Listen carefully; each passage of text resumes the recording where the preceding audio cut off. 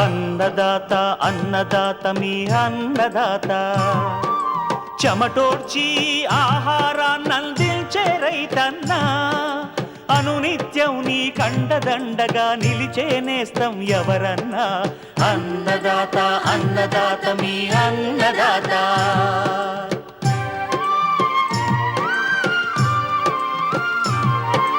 నూతన రీతుల సాగుబడికి నూరింతలు పెరిగే దిగుబడికి సూచనలిచ్చే సస్య రక్షణకు పశు పోషణకి శాస్త్ర విజ్ఞానం అందించి ముందుకు నడిపే తెలుగు రైతు భారతదేశానికి మకుటం అయ్యేలా తీర్చిదిద్దే ఆశయంతో మిమ్ము మేలు కొలిపేది అన్నదాత అన్నదాత అన్నదాత మీ అన్నదాత అన్నదాత అన్నదాత మీ అన్నదాత.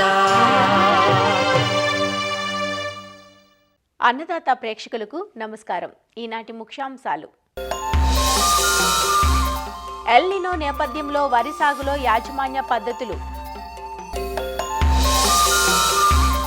మిరపలో చీడపీడల నివారణకు ప్రారంభం నుంచి తీసుకోవాల్సిన జాగ్రత్తలు, వర్షాకాలం కోళ్ల ఫారాల్లో సమస్యలు జాగ్రత్తలు, ఇంకా జై కిసాన్ వ్యవసాయ సమాచారం.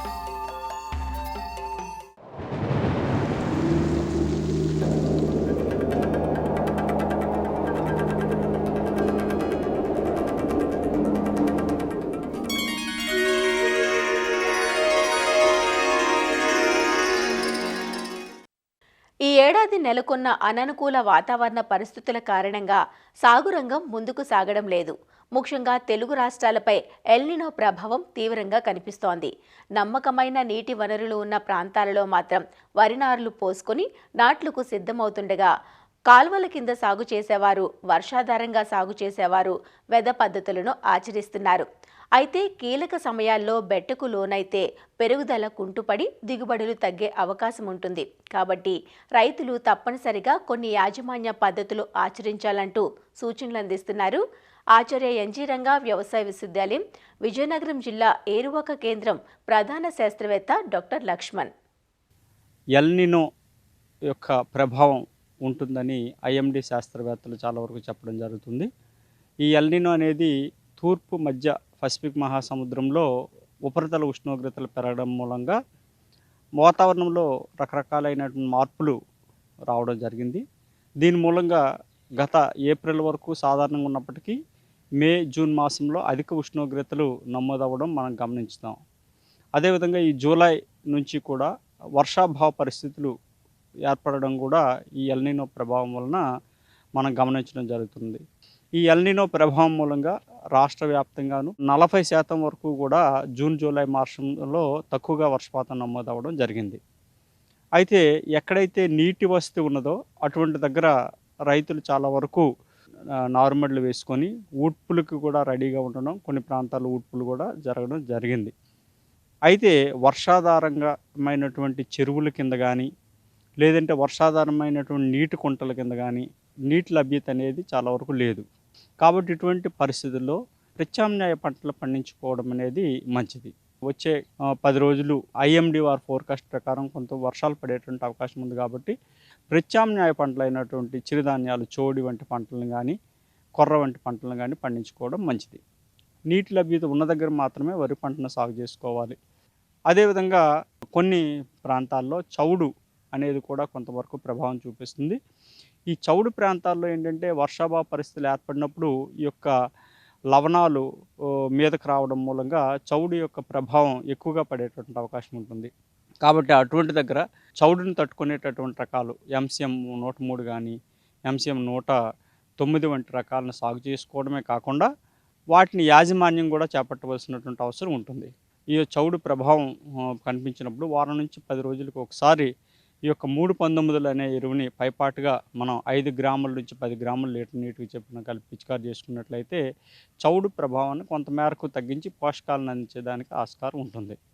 అదేవిధంగా ఆల్రెడీ వేసినటువంటి రైతులు ఉన్నట్లయితే ఈ యొక్క ప్రత్యేకంగా ఈ యొక్క ఎరువులు యాజమాన్యం విషయానికి వచ్చినట్లయితే నత్రజని ఎరువుని దుక్కులో వేయకూడదు. ప్రత్యేకంగా పూర్తి భాస్వరం ఎరువుని, అదేవిధంగా సగం పొటాష్ ఎరువుని చివరి దుక్కులో వేసుకొని మనం ఎదపెట్టుకుంటాము. ఎదపెట్టినటువంటి 15-20 రోజుల్లోపు మొదటి దఫా నత్రజని ఎరువుని వేసుకోవాలి. ఆ తర్వాత పిలకలు తొడిగే దశలో రెండవ దఫా నత్రజని ఎరువుని, అదేవిధంగా ఈ యొక్క అంకురం ఏర్పడే దశలో మూడో దఫా వేయవలసినటువంటి నత్రజని ఎరువుని వేసుకోవాలి. అయితే ప్రస్తుత తరుణంలో ఈ వర్షాభావ పరిస్థితులు దృష్ట్యా ఈ యొక్క యథా సాగు చేస్తున్నటువంటి పొలాల్లో ప్రత్యేకంగా అనేక పోషక లోపాలు అనేవి మనం గమనించడం జరుగుతుంది. ప్రస్తుతం ఏంటంటే నీరు లేదు కాబట్టి ఎండిపోయినటువంటి పరిస్థితుల్లో మొక్క పోషకాలని నేలలో నుంచి తీసుకోలేదు కాబట్టి నత్రజని, భాస్వరం, పొటాషుతో పాటు జింకు, అదేవిధంగా ఇనుపు ధాతు లోపాలు మనం ఈ యొక్క ఎదలో సాగు చేస్తున్నటువంటి పొలాల్లో మనం గమనించడం జరిగింది.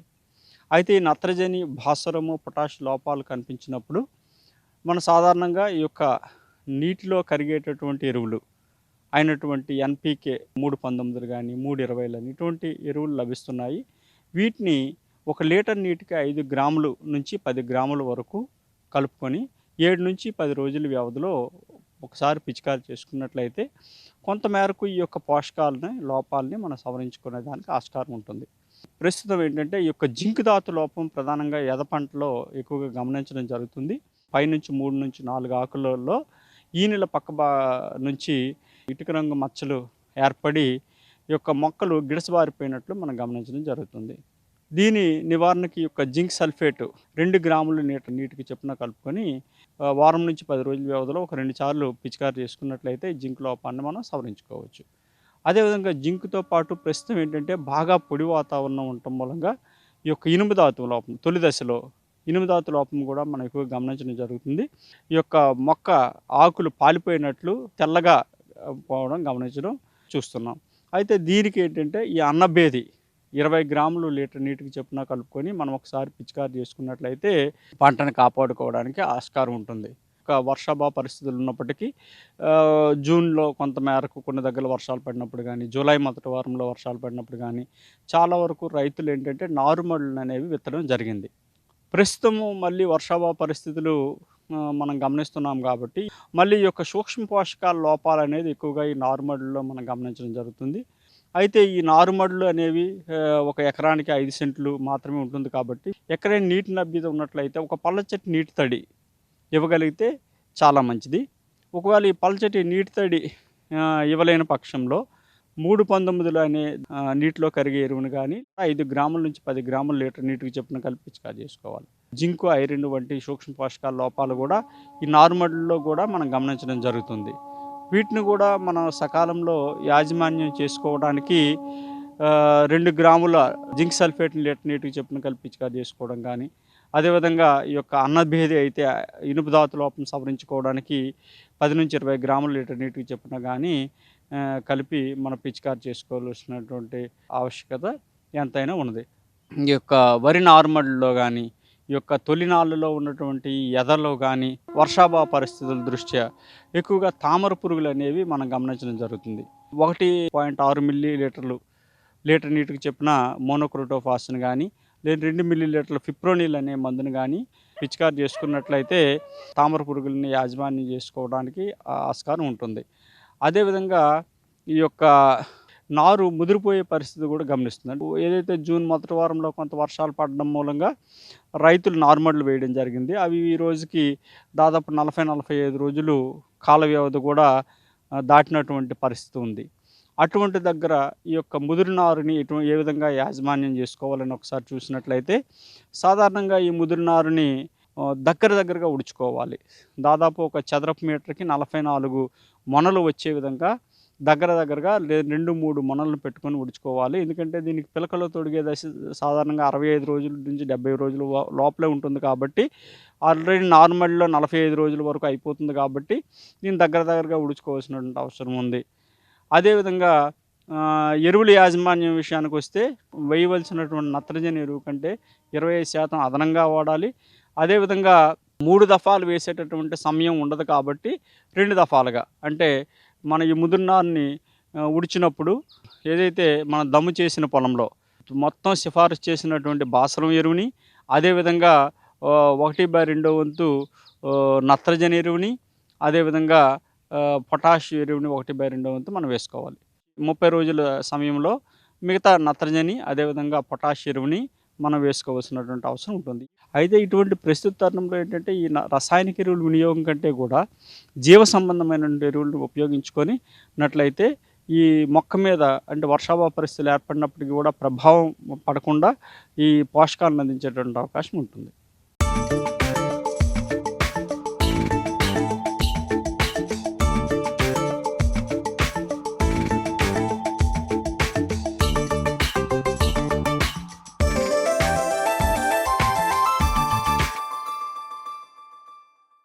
మిరప సాగంటే మన తెలుగు రైతులకు మక్కువ ఎక్కువ. కొన్నేళ్లుగా వైరస్ తెగుళ్లు, నల్ల తామర మిరపను పట్టి పీడిస్తున్నప్పటికీ మిర్చికి పలుకుతున్న ధరలు సాగుకు మొగ్గేలా చేస్తున్నాయి. దీంతో సస్యరక్షణ ఖర్చులు పెరిగిపోతున్నాయి. ఫలితంగా నికర ఆదాయం తగ్గుతోంది. అలా కాకుండా సాగు ప్రారంభం నుంచి కొన్ని రకాల సమగ్ర సస్యరక్షణ చేపడితే చీడపీడల ఉధృతిని తగ్గించిన వాళ్ళం అవుతాం కదా. మిరప సాగు చేసే రైతులు ఇప్పటికే నార్లు పోసుకోగా కొందరు నార్లు తెచ్చి నాటుకుంటున్నారు. మిరప సాగు ప్రారంభం నుంచి ఎలాంటి ముందు జాగ్రత్తలు తీసుకుంటే మిరప నారును, నాటిన తొలిదశ పైరును చీడపీడల నుంచి కాపాడుకోవచ్చో సూచనలు అందిస్తున్నారు వరంగల్ మామునూరు కృషి విజ్ఞాన కేంద్రం శాస్త్రవేత్త ఏ రాజు. మిరప పంట అనేది సాగు చేసుకోవడానికి కనుక చూసుకున్నట్టయితే జూలై ఆగస్టు మాసం అనేది నారుమడి పెంచుకోవడానికి అనుకూలమైన వాతావరణం ఉంటుంది. ఈ ఆరోగ్యమైన నారుమడి పెంచుకోవడం కోసం విత్తనాల ఎంపిక అనేది ముఖ్యమైనది. మనకు వివిధ రకాల వ్యాధులు మరియు తెగుళ్లను తట్టుకున్నటువంటి రకాలను ఎంచుకోవాలి. ఎత్తు నారుమల్లు అనేటివి ప్రధానంగా చేయాలి. సాధారణ నేల కంటే 15 సెంటీమీటర్ల ఎత్తులో నారుమడి చేసుకోవాలి. ఒక ఎకరానికి సరిపడే నారుమడి కనుక కావాలి అనుకుంటే 40 మీటర్ల పొడవు మరియు 1 మీటర్ వెడల్పైనటువంటి నారుమడి అవసరమవుతుంది. అలాగే ప్రతి నారుమడికి 40 మీటర్లకి తర్వాత ఒక 30 సెంటీమీటర్లు కనుక మనకు కాలువలు వదినట్టయితే ఎక్కువగా అయినటువంటి నీటిని, వృధా నీటిని మనకి ఈ కాలువ ద్వారా పంపించడానికి అనుకూలంగా ఉంటుంది. ఈ సెంటు నారుమడికి సూటి రకాలు అయితేనేమో 650 గ్రాముల విత్తనం, మనకు ఒకవేళ హైబ్రిడ్ రకాలు కనుక విత్తుకోవాలనుకుంటే రైతులు 70 నుంచి 100 గ్రాముల విత్తనం అనేది సరిపోతుంది. ఈ విత్తనాలను మనం రైతులు విత్తేటప్పుడు ప్రతి వరుసకు మధ్య 10 సెంటీమీటర్ల దూరాన్ని ఉండేలా చూసుకోవాలి. అలాగే మనకు విత్తనం అయితేనేమో 2 నుంచి 3 సెంటీమీటర్ల లోతు వరకు పడేటట్లు రైతులు జాగ్రత్త వహించాలి. ప్రధాన పొలంలో వైరస్ తెగులు అనేది ఎక్కువగా ఆశిస్తాయి కాబట్టి ట్రైసోడియం ఆర్థోపాస్పేట్ అంటే మందును 150 గ్రాములు 20 లీటర్ల నీటిలో కనుక కలిపి దానిని మనకు 1 కిలో విత్తనం దాంట్లో ముంచి ఒక 20 నిమిషాల పాటు ఉంచాలి. తర్వాత ఈ విత్తనాన్ని తీసి మంచినీటితో కడిగి నీడలో ఆరబెట్టాలి. రసం పీల్చే పురుగులు మనకు తొలి దశలో 20-25 రోజుల వరకు ఎక్కువగా ఆశిస్తాయి. వీటిని నివారించడానికి మనకు ఇమిడాక్లోపిడ్ అనే మందును 8 ml ఈ కిలో విత్తనానికి పట్టించాలి. దీనిని ఎలాంటి నీటిలో కలపకూడదు. డైరెక్ట్గా మనకు విత్తనంలో పోసి రైతులు విత్తనానికి పట్టించాలి. 10 నిమిషాలు ఆరనించిన తర్వాత ఇదే విత్తనానికి మనకు కార్బండిజం 3 గ్రాములు కేజీ విత్తనానికి పట్టించాలి. అలాగే చివరిగా మనకు ట్రైకోడర్మా విరిడే అనే బయోఫంగిసైడ్ని 10 గ్రాములు ఈ కిలో విత్తనానికి పట్టించాలి. ఈ విధంగా విత్తన శుద్ధి అనేది 4 దశల్లో చేసుకోవాలి. నారుమడి చేసేటప్పుడు దుక్కిని బాగా దున్నాలి. దున్నిన తర్వాత దానికి బాగా చివికిన పశువుల ఎరువు మరియు వేపపిండిని వేసుకోవాలి. 1 సెంటు నారుమడికి కనుక మనకు 1 కేజీ వేపపిండిని వేసుకోవాలి. దీనివల్ల మనకి నులి పురుగులను నివారించవచ్చు. అలాగే వేరు పురుగులు కూడా మనకి కాండంను కొరికివేసే పురుగులను కూడా ఈ వేపపిండి కొంతవరకు నివారిస్తుంది. అలాగే మనకు నేల యొక్క సారవంతాన్ని కూడా పెంచుతుంది. నారు ఆరోగ్యంగా పెరగడానికి అనుకూలంగా ఉంటుంది. మనకు నారుకుళ్ళు వ్యాధి అనేది ఎక్కువగా ఆశించి నారు చనిపోతుంది కాబట్టి కాపర్ ఆక్సిక్లోరైడ్ అనే మందుని 3 గ్రాములు లీటర్ నీటిలో కలిపి 9వ రోజు, 13వ రోజు, 21వ రోజు పిచికారీ చేసుకున్నట్టయితే మనకు నారుకుళ్ళు వ్యాధి అనేది దాదాపుగా తగ్గే అవకాశం ఉంటుంది. మిరప నారు మనకు ఆరోగ్యంగా పెరుగుతూ ఉన్నప్పుడు మనకి కొన్ని రకాల రసం పీల్చే పురుగులు ఆశించి నష్టపరుస్తూ ఉంటాయి. ఈ రసం పీల్చే పురుగులను నివారించడం కోసం ఫిప్రోనిల్ అనే మందును 2 ml లీటర్ నీటికి కలిపి పిచికారీ చేయాలి. ఆకు తినే లద్దె పురుగులు కానీ వచ్చినట్టయితే స్పైనోజాడ్ అనే మందుని 0.3 ml లీటర్ నీటికి కలిపి పిచికారీ చేసినట్టయితే మనకి లద్దె పురుగులను, తర్వాత రసం పీల్చే పురుగులను నారుమడిలో మనం సమర్థవంతంగా నివారించవచ్చు.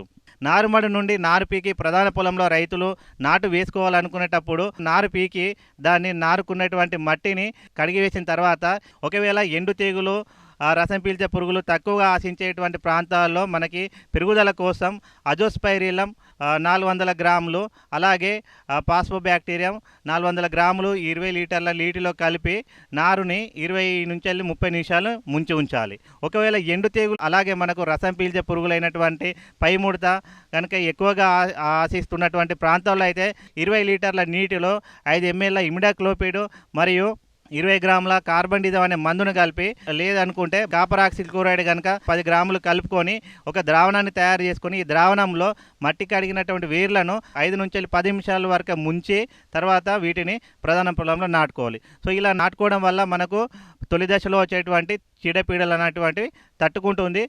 తర్వాత మనకు సమగ్ర సస్యరక్షణ చర్యలు అనేటువంటి పాటిస్తే మనకు సమర్థవంతంగా ఈ వ్యాధులను తెగులను నివారించవచ్చు.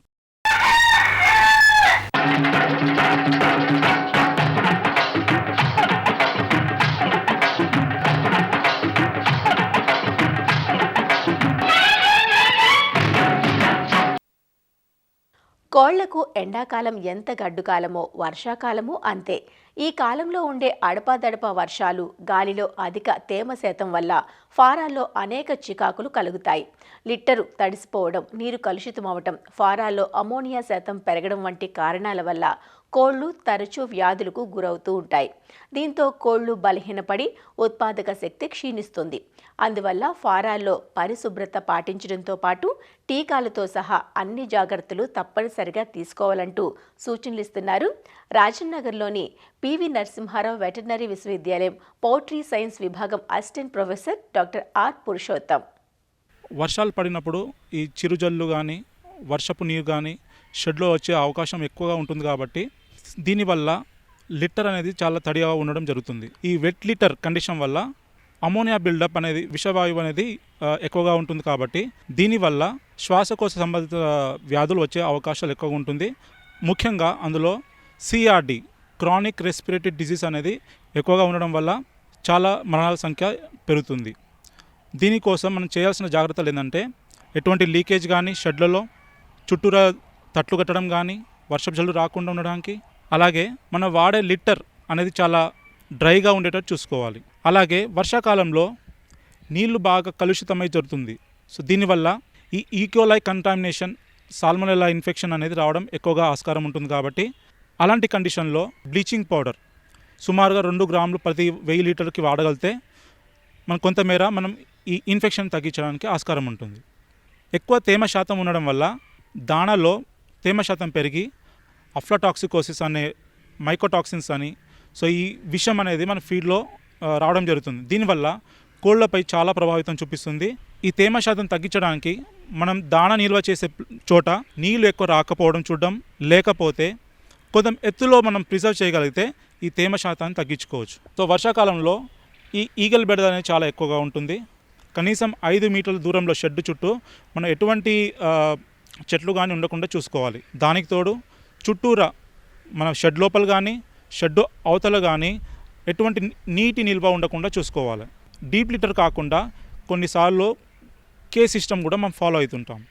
ఈ కే సిస్టంలో మనం కోడి పెంట అవుతుందో అది కింద పడి నీళ్ళు ఎక్కువ నిలవడం వల్ల ఈగల్ బెడద చాలా ఎక్కువగా ఉంటుంది. సో అలాంటి కండిషన్లో మన నీళ్లు నిల్వ లేకుండా చూసుకోవడం చాలా మంచిది. ఈ లిటర్లో తేమ శాతం పెరగడం వల్ల అట్టలుగా మారటం జరుగుతుంది.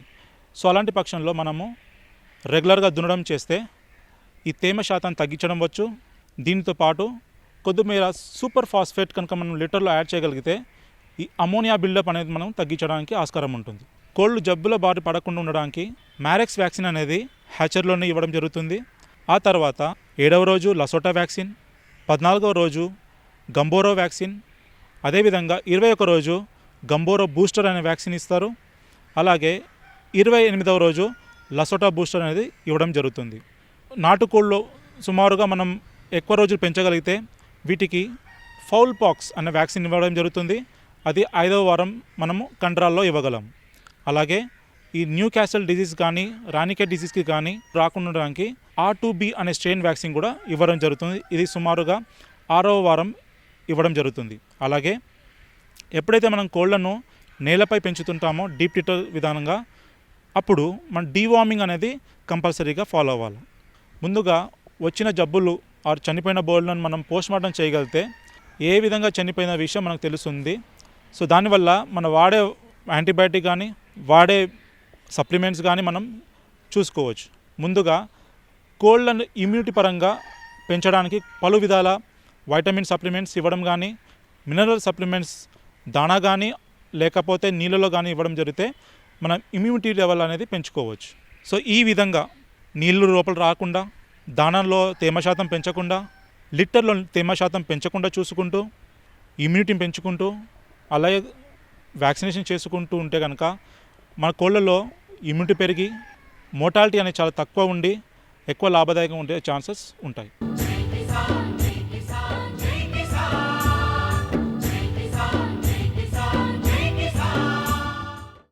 వ్యవసాయ సమాచారం ఇప్పుడు జై కిసాన్లో చూద్దాం. ఖమ్మం జిల్లా ఏన్కూరుకు చెందిన మురారి శివకిషోర్ దంపతులు సుభాష్ పాలేకర్ విధానంలో ప్రకృతి వ్యవసాయం చేస్తూ ఆరోగ్యకర పంటలు పండిస్తున్నారు. తమకున్న ఎకరం పొలాన్ని 4 విభాగాలుగా చేసి ప్రధాన పంటగా అరటి, 2 భాగాల్లో వివిధ రకాల పండ్ల మొక్కలు, ఆకుకూరలు సాగు చేశారు. వ్యవసాయం కోసం 2 ఆవులను పెంచుతూ వాటి మూత్రం, పేడతో కషాయాలు తయారు చేసి పిచికారీ చేస్తున్నారు. ప్రధానంగా అరటిని సాగు చేస్తూ రోజువారీ ఆదాయాన్ని ఆర్జిస్తున్నారు. ఇందుకోసం ఎకరాకు దాదాపు 800 మొక్కలను దపదపాలుగా నాటుకుని గెలలు ఒకేసారి కాకుండా దపాల వారీగా వచ్చేలా ప్రణాళిక రూపొందించుకున్నారు. అరటిని గెలలుగా అమ్మితే వచ్చే లాభం తక్కువగా ఉండటంతో దుకాణం ఏర్పాటు చేసుకుని సొంతంగా విక్రయించుకుంటున్నారు. అరటితో పాటు అంతరంగా నిమ్మ, మామిడి, బొప్పాయి, కొబ్బరి, మునగ, బత్తాయి, రామాఫలం, సీతాఫలం, ఉసిరి, తమలపాకు వంటి పలు రకాల చెట్లను పెంచుతున్నారు. అరటి గెలలతో పాటు ఆ ఫలాలు కూడా సీజన్ వారీగా విక్రయిస్తూ అదనపు ఆదాయాన్ని పొందుతున్నారు. మేము సుభాష్ పాలేకర్ గారి విధానంలో గో ఆధారిత వ్యవసాయం చేయడం జరుగుతుంది. ఇది 1 ఎకరా విస్తీర్ణం. ప్రధాన పంటగా అరటి సాగు చేస్తున్నాం. దీన్ని 4 భాగాలుగా విభజించి 2 పావులు 1 హాఫ్ ఎకర్లో 5 లేయర్ వేయడం జరిగిందండి. మిగతా 2 భాగాల్లో నిమ్మ చెట్లు వేసాం. అరటిలో ఎక్కువ దిగుబడి రావడం వల్ల అరటినే ప్రధాన పంటగా ఎంచుకొని వాటిని సొంత మార్కెటింగ్ చేసుకుంటూ ఇంటి దగ్గరే అమ్మేస్తున్నాం. ఈ వ్యవసాయం కోసం ఆవులను పెంచడం జరుగుతుంది. 2 ఆవులు ఉన్నాయి. వాటి పేడ మొత్తం సేకరించి జీవామృతం తయారు చేస్తాం. జీవామృతము, పుల్లటి మజ్జిగ, నేమాస్త్రం నెలకు 2 సార్లు స్ప్రే చేయడం జరుగుతుంది. కొంతమేర బ్రహ్మాస్త్రం, దశపర్ణి కషాయం కూడా వాడాము. గల ఓవరాల్గా ఎక్కువ మొత్తంలో సేల్ చేస్తే 200-250 వరకే వస్తున్నాయి. అలా కాకుండా మన సొంత మార్కెటింగ్ చేసుకోవడం వల్ల 5 నుండి 600 లాభం వస్తుంది. సుమారుగా అప్రాక్సిమేట్గా 800 చెట్లు వేయడం జరిగింది. ఓవరాల్గా మాత్రం 3.5 నుండి 4 లక్షలు 1 ఎకరానికి వస్తాయి. ఇందులో ఒక 2 పెట్టుబడి పోయినా 2 లక్షలు మిగులుతాయి. ఇది జీరో బడ్జెట్ అయితే ఎటువంటి పరిస్థితిలో కాదు. జీరో బడ్జెట్ ఎప్పుడయ్యా అంటే మనం సాగు చేస్తూ ఎదరికి వెళ్తున్న కొద్దీ ఆశించినంత మేర దిగుబడి వచ్చిన తర్వాత మన ఖర్చులు పోగా అప్పుడు జీరో బడ్జెట్ అయింది. ప్రస్తుతానికి మాత్రం ఖర్చులు ఎక్కువే ఉంటాయి. కేవలం అరటి మాత్రమే కాకుండా 5 లేయర్ మెథడ్లో పెరిగినటువంటి చెట్లు 3 సంవత్సరాల తర్వాత కొన్ని ఫలాలను ఇవ్వడం జరిగింది. అవి ఇప్పుడు కొంతమేర ఇంట్లో వాడుకోగా మిగిలిన బంధువులకి, మిగతా వాళ్ళకి అమ్మడం జరుగుతుంది. వాటి ద్వారా కూడా కొంత అదనపు ఆదాయం మాకు సమకూరడం జరుగుతుంది. అరటి మార్కెట్కి వేయాలంటే అందరూ ఒక గెల 100కి 200కి అడిగారు. మాకు ఏం చేయాలో అర్థం కాక మేమే మళ్ళీ షాప్ లాగా ఇంటి దగ్గరే పెట్టుకొని రోజుకి ఒక 3-4 అట్లా అమ్ముకోవడం జరిగింది. మేము అమ్ముతుంటే మాకు 600 అట్లా వస్తున్నాయి గెలకి. ఇద్దరం కలిసి చేసుకుంటున్నాం. మంచిగానే ఉంది.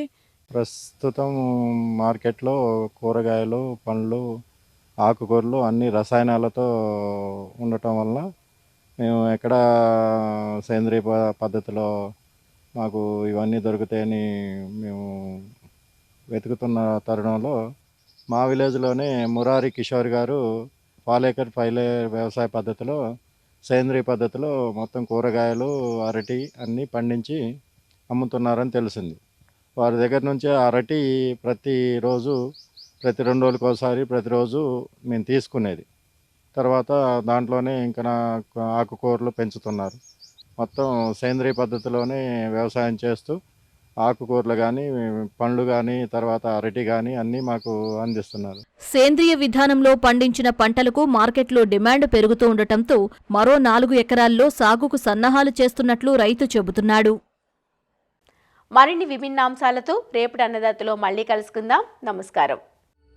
అన్నదాతలు తమ సందేహాలు, సమస్యలను 18004254085 టోల్ ఫ్రీ నంబర్లో ఉదయం 10 నుంచి 11 గంటల మధ్య పని దినాలలో సంప్రదించగలరు.